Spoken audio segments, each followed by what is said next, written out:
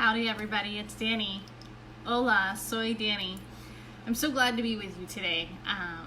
And it's springtime and we are coming up on our Earth Day service and celebration of Mother Earth and all that we can do for her and all that she's done for us and what we need to do to protect her. So it made me start thinking about the magnificence that is Mother Earth and all the strange, wondrous things that exist inside of her. So I'm going to light the chalice today for those magical, wondrous things.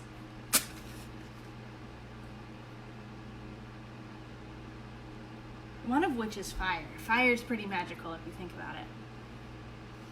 It's one of those things that dances without ever having feet or legs.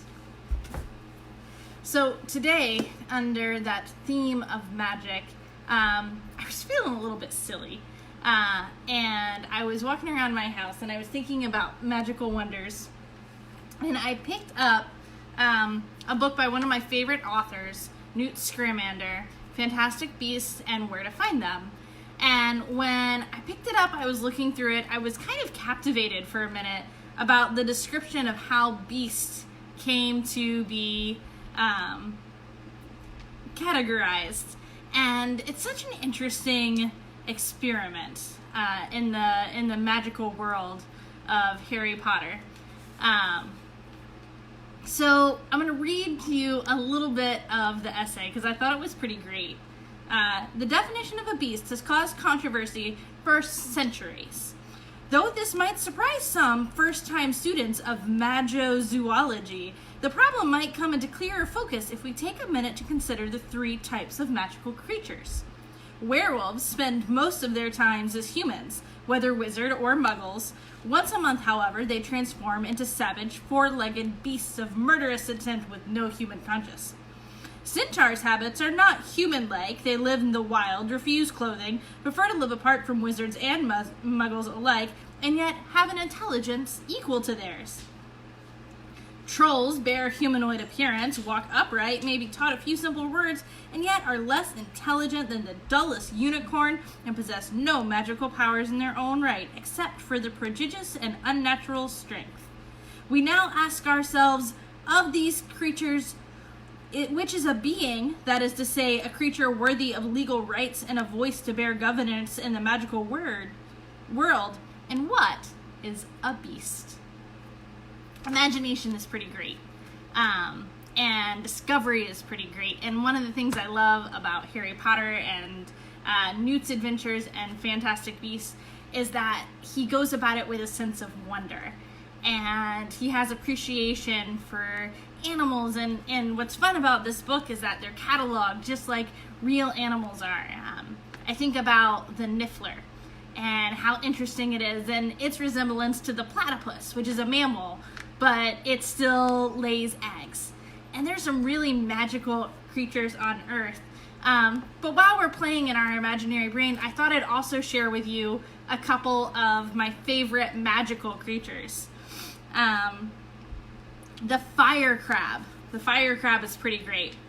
So the fire crab, despite its name, the fire crab greatly resembles a large tortoise with a heavily jeweled shell.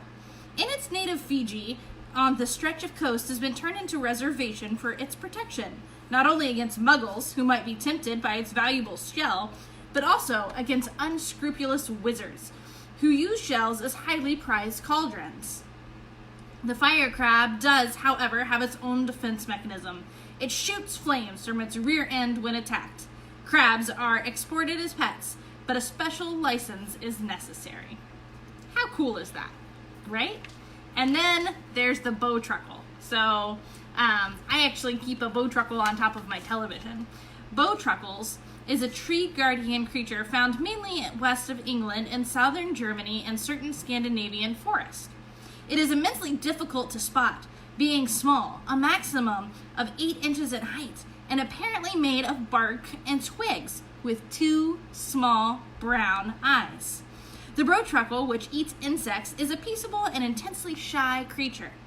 But the If the tree in which it lives is threatened, it has been known to leap down upon the woodcutter or tree surgeon attempting to harm its home and gouge at their eyes with long, sharp fingers.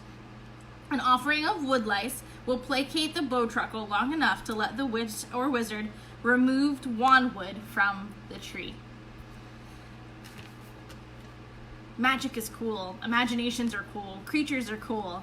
And I think that in times when we're stuck inside, we can be really tempted to just kind of get into a rut or a routine.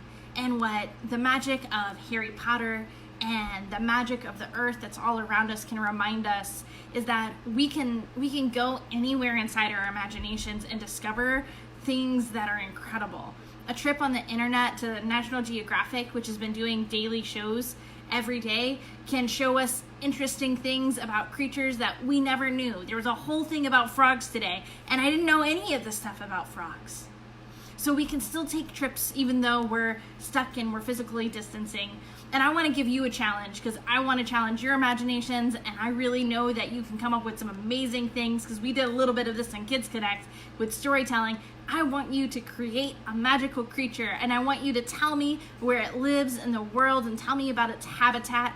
And I want you to mix what's real and what's imaginary and weave it together and tell me about your creatures. Put them in the comments below.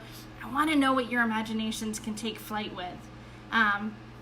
So now that you have your challenge, I will leave you to it. I'm going to extinguish the chalice. Ooh, excuse me. I'm going to extinguish the chalice, but even though the flame goes out, remember the fire of community lives in our heart. You are loved, you are cherished, and you are not alone. Until next time, everyone.